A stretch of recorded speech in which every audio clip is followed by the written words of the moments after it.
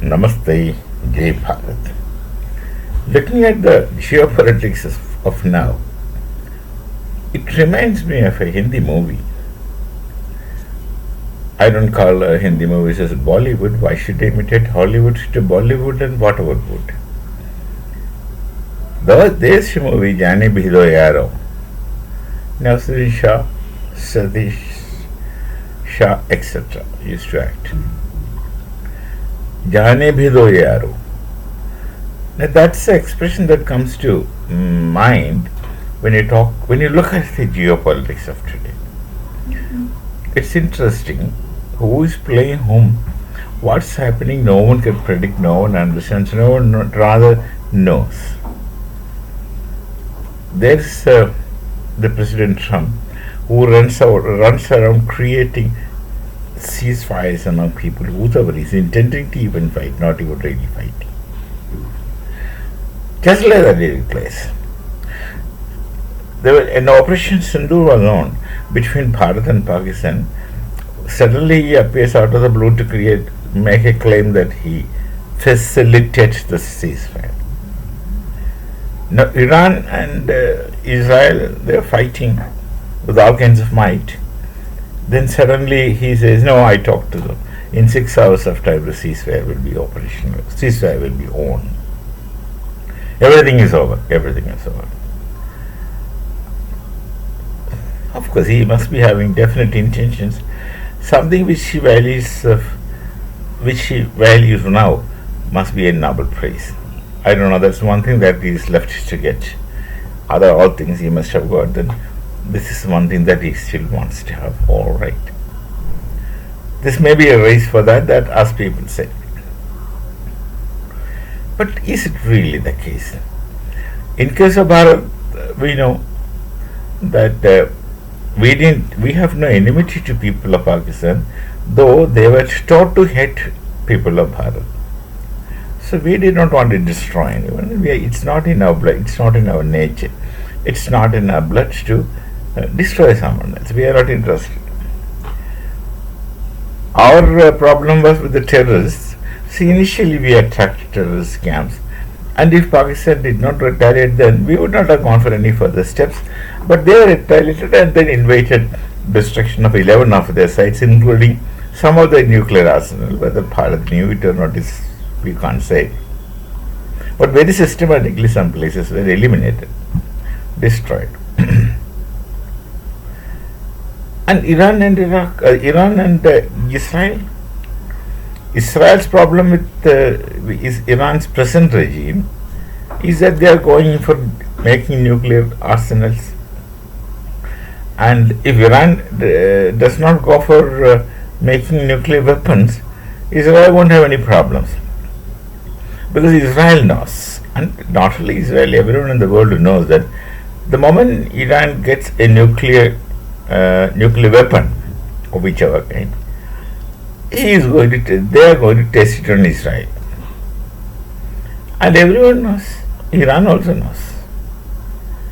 So their problem is with the nuclear capability of Iran. Otherwise, the Jews and the Persians have got excellent relations right from history. So Israel is not against the people of Iran. Israel is against the present regime of Iran, which is up to making nuclear weapons. So once that is done, if Israel's nuclear capabilities are stripped off, and possibly if there's a regime change, then I'm sure Israel won't have any problem with Iran. On the contrary, Iran could be a good friend of Israel. But regime change is ruled out for the present time, is for now. There is a possibility. And the US comes out with huge claim that they have destroyed the nuclear capabilities of Israel. But then after 2 days, the US intelligence themselves say that US is bombed their underground facilities, but 400 kilos of enriched uranium is absconding Absconding is not that, it's not the case that Uranian walked away, but I would use that word. Uranium simply vanished, walked away. That's enriched uranium. Enriched up to 60%, as the report says, and the moment it reaches 90%, they are up to make, they can simply make bombs. Now this enriched uranium can be brutal uranium, which can be put somewhere at the tip of a missile, and if it is sent, then that will have radiation. The radiation is sufficient to kill people for a long time. So that's also very dangerous. The 400 kilos of such uranium is missing, and no one knows where it is gone. It was supposed to be with the place where USS bombed, but that's not there. That's the US intelligence report. So, which means you really have not stripped Iran of their nuclear potential. It may get delayed for 6 months, 9 months, 1 year, that's all. Or maybe some more time. If it is not in 2020, they'll at least make it in 2027 or 28. But nonetheless, they'll make it. So long as they wish to make it. And they shall wish to make it when the regime continues. And when the regime continues, the whole thing shall be the same thing, with all kinds of relations, with all kinds of people. And the regime change is not in the vicinity as the case stands now. Not quite possible. Now, the ceasefire, which Trump speaks of, why Iran is silent, why Israel is silently agreeing, of course Israel explicitly agreed after some time. Why? Iran has to agree to the ceasefire because their weapons are almost getting over. Iran is not invested in their air force capabilities. They were only investing on the missile program. And the missiles are not infinite. If you keep using them like hundreds of missiles, there will be a time when they are almost getting exhausted and new missiles are not coming. So they won't be able to attack Israel after some time. So at some point they have to stop in their frame with some respect. So through an adjustment, Qatar is missiled. And Iran can tell their people that we have taken revenge. The people should be reasonably happy. But the point is,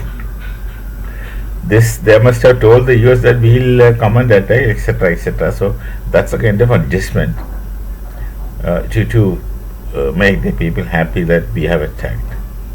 And Israel also has to stop, though they have not achieved their objective of destruction of nuclear capability of Iran, but they also are running out of their arms and ammunition.